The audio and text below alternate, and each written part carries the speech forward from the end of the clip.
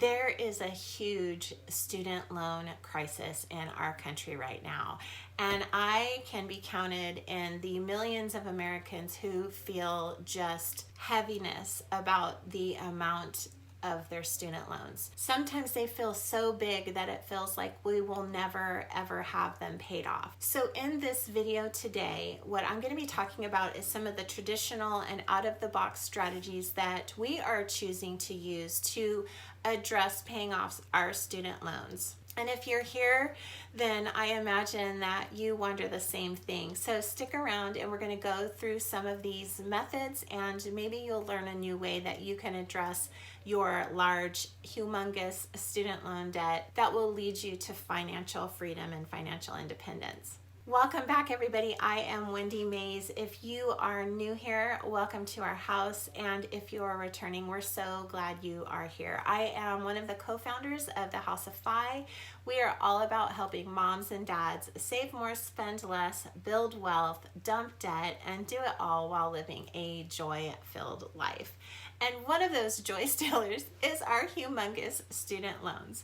So let's talk about some of the ways that we're going to address these student loans in 2021. If you want to get a more detailed debt story about our student loans, you can click the link up above and check out my student loan debt story. We just turned 50, both my husband and I. We just turned 50 and we still have our student loans hanging around our necks. About 5 years ago is when we finally got our finances on the right track, and we have been working really hard ever since then to become consumer debt free, to start savings, to build wealth, and create a plan for ourselves to retire early in 5 years. The big elephant in the room for us, though, is our student loans. My student loans are about $250,000, most of that from going to a private law school here in San Diego, California. And my husband's are primarily from his undergrad as well as his master's program, and his are about $110,000. So over $350,000 in student loan debt between us. We had a history of knowing the Dave Ramsey baby steps and how to use them and how to use the debt snowball. And we had been successful in the past, but there was one barrier that was just a mind block for me, and that was Dave Ramsey's principle of not saving money while you are paying off your debt. And for me, I could not get past the fact that we had these $360,000 loans. We were, approaching 40 at the time, and I couldn't see how we could get our retirement where we needed to be with these student loans that had to be paid off first. And so because of that, we kept pushing off our savings, and we got to be about age 46, and we felt like we were in crisis. So that's one of the issues where I disagree with Dave Ramsey, especially if you're older in life and you have a significant amount of student loan debt. I do not believe that you should stop contributing to your retirement. I believe that you should do that at all times, and especially if you have a matching amount from your employer.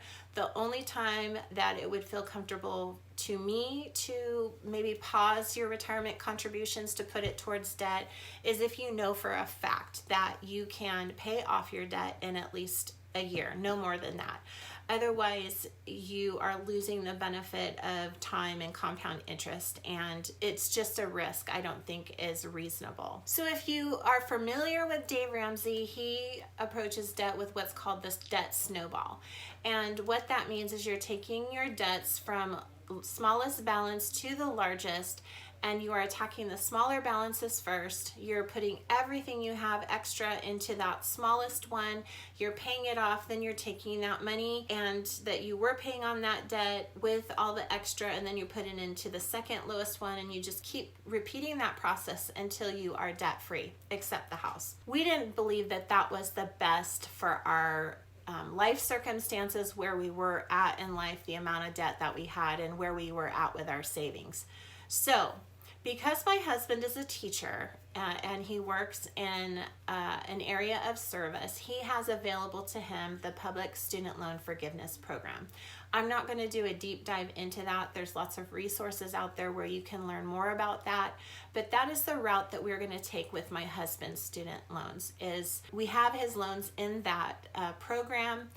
He pays on them for 10 years. At the end of the 10 years, if there's a remaining balance, those loans will be forgiven. So for us, that is the best way to go for him. There are other forgiveness programs for teachers, but it's significantly, at least for my husband, it ended up being significantly less money than what he would save by going the PSLF route. If you go that route, there are rules that you have to follow. You have to be in the appropriate type of loan, appropriate repayment program. You have to certify your employer to make sure that it's an eligible type of employer. Typically, most anything in the public service realm is going to qualify. So nonprofit hospitals, police officers, firemen, teachers, government attorneys, all of that would file under it. And then you have to recertify every year. And then what I think is smart to do is when you're in your loan servicer's account information for your account, at least ours does, it tells us how many payments we've made into the program, so we know how much longer we have to go and whether or not they've counted a payment correctly. So you need to follow all the rules. There have been many people who criticize the PSLF program and say it doesn't work. Invariably, it's not that it doesn't work. It does work. It's that people are not following the rules and are not familiar with the process. So if you have any questions about that, do your research and call your lender.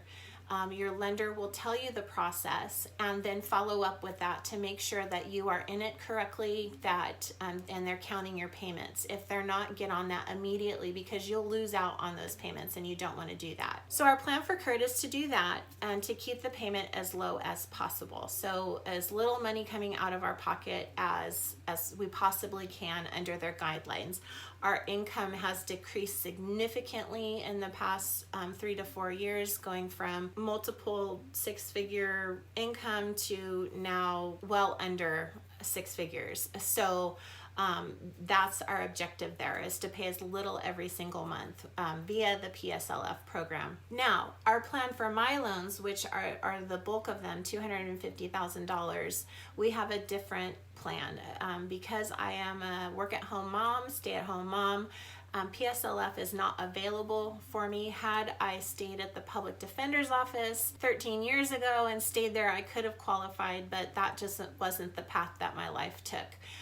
So PSLF is not available for me. The traditional options are limited. I can either opt for option 1, which is to pay off that debt fiercely via a debt snowball or a debt avalanche and just pay it off as quickly as possible with as much money as possible and pay it off early. As I just stated, our income has reduced significantly in the past 4 or 5 years, and taking that big chunk out of our budget just does not make sense for our family. So option 2 is to keep our payment as low as possible. That's based on the actual, there's guidelines. It takes into account our income, our household size, as well as my husband's student loan payment, and it gives me a figure for what my student loan payment is going to be. I have to file information every single year letting them know my income, and it can fluctuate, but we want to keep that as low as possible. It can go as low as to 0, and then you pay on that for 20 years for your undergraduate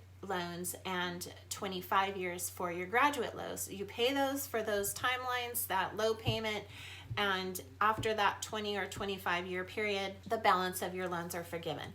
So that is the route that we're going to take for my loans, keeping the loan as low as possible, paying on it, and just letting it be forgiven. But there's one more thing that we have added to our plan for my student loans, and that is we're going to cash flow the payment with one of our rental properties. We are going to purchase a property, and that property will be earmarked for my student loan payments. So my only out-of-pocket costs will be the down payment and the closing costs for that. We will ensure that we have enough cash flow on the property to make up the student loan payment, which I think is possible. We have rentals right now that we purchased for $25,000 and they rent for $550. I'm fairly confident that I can keep my student loan payment below $500. So as an example, we purchased a house for $25,000. Out of my pocket is about $30,000. We get a renter in there. The positive cash flow that we get from the property is $500. My student loan payment is, let's say it's $475. Then my tenants are making my student loan payment for me.